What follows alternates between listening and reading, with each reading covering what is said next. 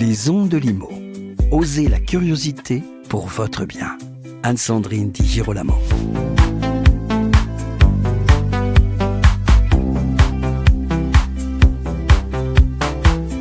J'ai l'immense plaisir de recevoir au micro Marion Valère, directrice du pavillon Arsenal, urbaniste et philosophe de formation, en charge pendant 2 ans des services funéraires de la ville de Paris. Elle est l'auteure d'un livre qui m'a à la fois touchée, secouée et passionnée. Redonner une place à nos morts en est le titre, et il y a tellement de choses à dire sur la façon dont nous traitons nos morts que ce livre me paraît tout à fait essentiel. Mais pour le moment, bienvenue à Marion Valère pour quelques minutes de micro. Bonjour Marion Valère. Bonjour. Sur les ondes de Limo, on parle immobilier, logement, société, et il faut bien le dire, uniquement en fait du monde des vivants. Or, il existe, et je vous cite, un royaume des morts que vous analysez dans votre livre.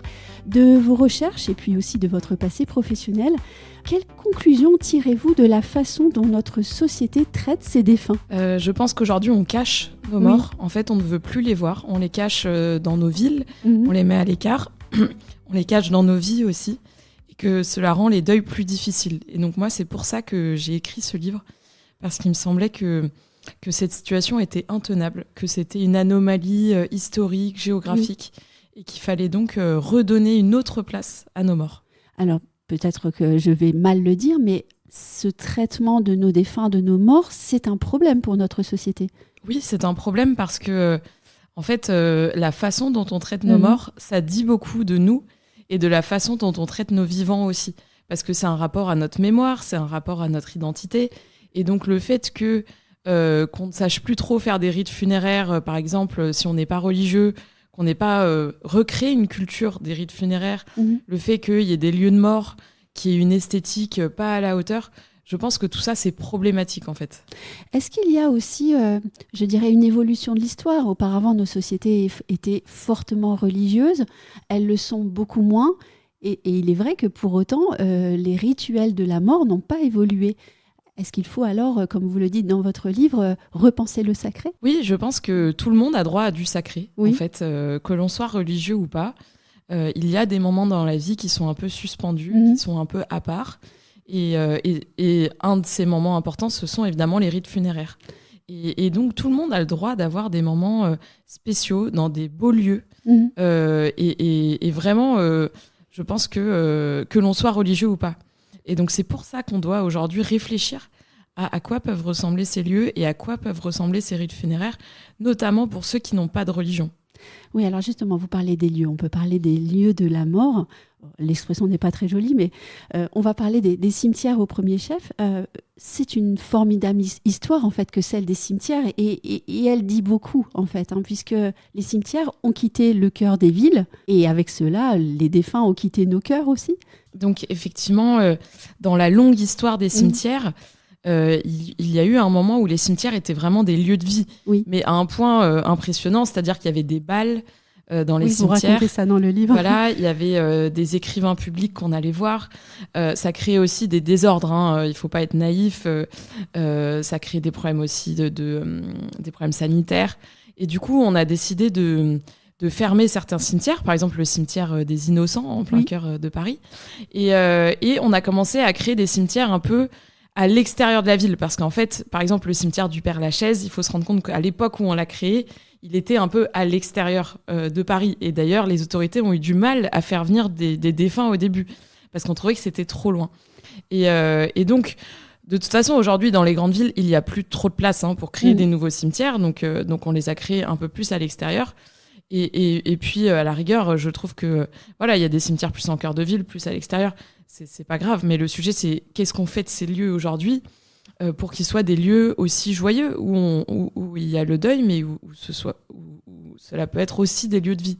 Oui, et fait assez drôle, vous parlez aussi, je fais un petit aparté, sur les cortèges funéraires, le mouvement des morts dans la ville. Alors là, parfois, on se surprend à rire en lisant votre livre. Oui, les cortèges funéraires, avant, ils étaient très présents dans la ville. C'était vraiment des cortèges publics. Il faut se rappeler qu'on mourait en public aussi. Oui, et ça, on en parlait tout à l'heure, oui. Donc voilà, tous les gens qui suivaient le cortège ensuite étaient invités à entrer dans la maison du défunt. Et c'est vrai qu'aujourd'hui, la mort est cachée. Aujourd'hui, on ne la voit plus. Tous les lieux de mort, les maisons funéraires, tout ça, on les voit pas trop. Et donc, ça rend la chose taboue. Et le problème, c'est que quand ça nous arrive, vu qu'on n'a jamais vu ces lieux, c'est très difficile parce qu'on entre d'un coup dans ce royaume, on n'est pas préparé à ça, personne ne nous en a parlé. Et là, c'est très difficile. Selon vous, est-ce qu'il faut, je reviens au cimetière, est-ce qu'il faut repenser les cimetières et de façon plus générale, réimaginer les lieux de la mort? Oui, je pense que il y a un vrai défi sociétal à ça. C'est un défi sociétal et puis architectural. Oui. Je pense que c'est un lieu où on pourrait faire tellement de choses différentes. Alors, il y a des pays où déjà les cimetières ressemblent à d'autres choses. Je pense aux pays du Nord où il y a beaucoup de cimetières forêts. Et en France, il y en a très très peu. Et quand on écoute un peu la demande des citoyens, oui. Je pense qu'il y a une demande très forte pour que les cimetières soient plus des lieux de nature. C'est déjà un peu le cas parce qu'il y a moins de produits phytosanitaires aujourd'hui. Mais en fait, les cimetières, ça pourrait être vraiment des forêts, ça pourrait être des cimetières-îles, ça pourrait être plein de choses en fait. Et je pense qu'on doit s'ouvrir un peu à la créativité, peut-être faire des concours d'architectes, oui. Parce que c'est un sujet de société majeur. Il est vrai qu'on sollicite assez rarement dans nos villes les architectes pour construire des projets. Oui, alors actuellement, il y a des crématoriums qui se construisent, donc il y a de la commande autour de ça, mais là aussi, on n'en parle pas trop, alors que c'est quand même super important, quoi. Un endroit, l'endroit du crématorium, l'endroit où on rend le dernier hommage, ça peut pas être une architecture comme une autre, ça peut pas être un lieu comme un autre. Et est-ce que vous voyez souvent, dans le monde de l'immobilier, des projets de crématorium mis en avant? Non. Voilà, moi je trouve qu'on devrait en parler. On devrait montrer des beaux projets et je suis sûre que ça rendrait les gens plus heureux. Et d'ailleurs, le crématorium ressemble rarement à un lieu d'accueil rassurant pour les familles. Oui. C'est un lieu commercial presque ou technique, bassement technique, je dirais. C'est ça, ce sont des lieux souvent très techniques, très neutres, qui sont vraiment pas à la hauteur, je trouve. On va parler de la maison.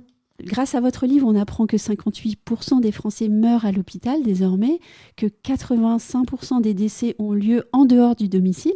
Ces chiffres-là posent effectivement encore la question du rapport de notre société à la mort, puisqu'on l'a exclu. Alors, pour du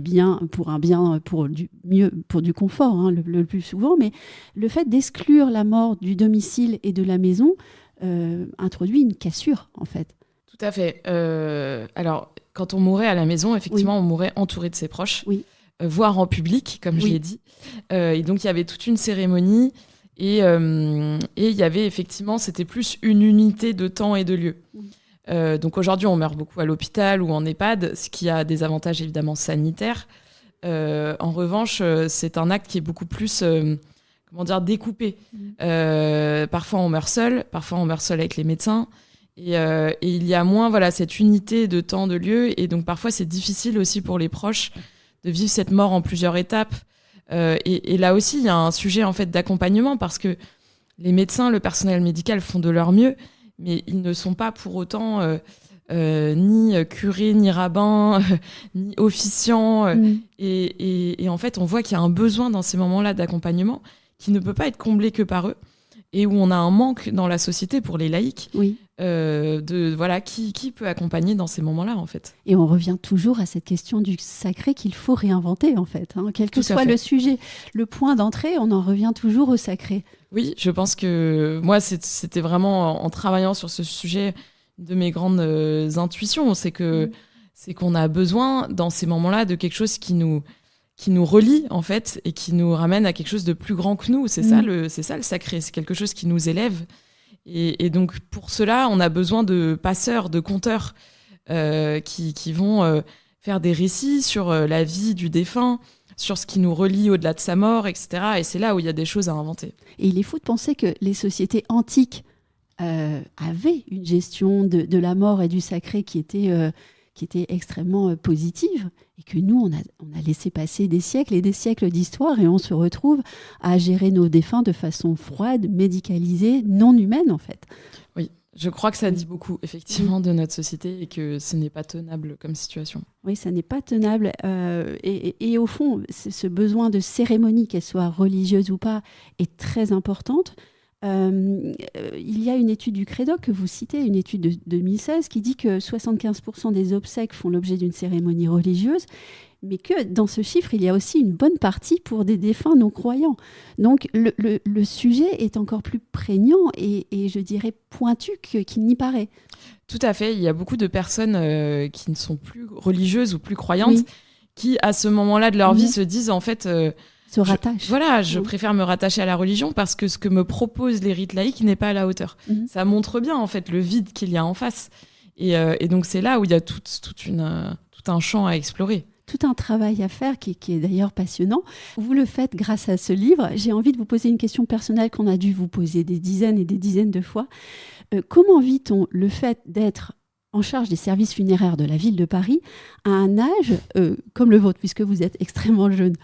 Très honnêtement, ça m'est un peu tombé dessus. C'est pas du tout quelque chose que j'avais planifié dans ma vie. Donc parfois dans la vie, les choses nous arrivent et en même temps, c'était un sujet qui m'intéressait. J'avais moi-même vécu et j'avais dû organiser un enterrement, donc c'est un sujet qui m'avait touchée à titre personnel.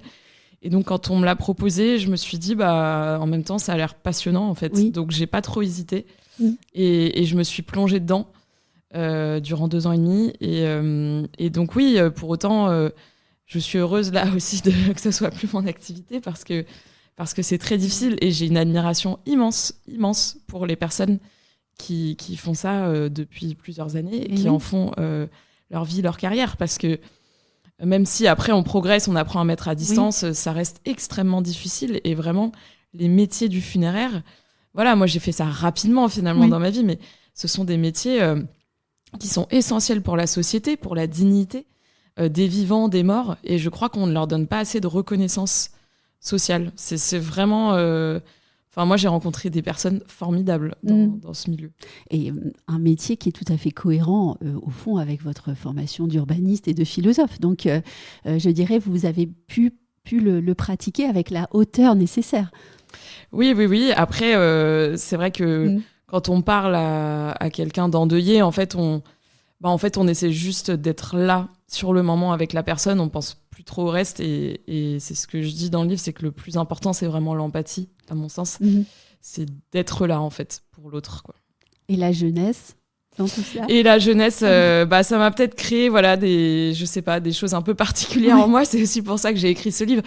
J'ai écrit ce livre parce que j'avais des choses à dire, mais aussi parce que j'en avais besoin. Parce que d'être confrontée aussi jeune à autant de morts, c'est pas anodin. Et donc je pense que le fait d'écrire, c'était une manière pour moi de mettre à distance tout ce que j'avais ressenti pour aussi le surmonter. L'intellectualiser, au fond, et sortir de la passion et des sentiments, parce que on n'est pas là pour ça, mais il y a certaines histoires qui ont dû être extrêmement difficiles. Quand on est à votre poste, évidemment, ce qui ressort, c'est pas le commun, c'est pas l'histoire commune.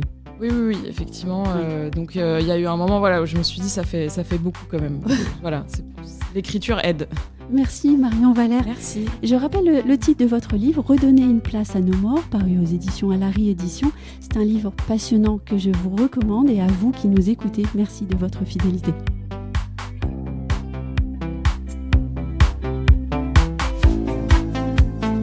Retrouvez les Ondes de Limo sur ondedelimo.com, les réseaux sociaux et la newsletter.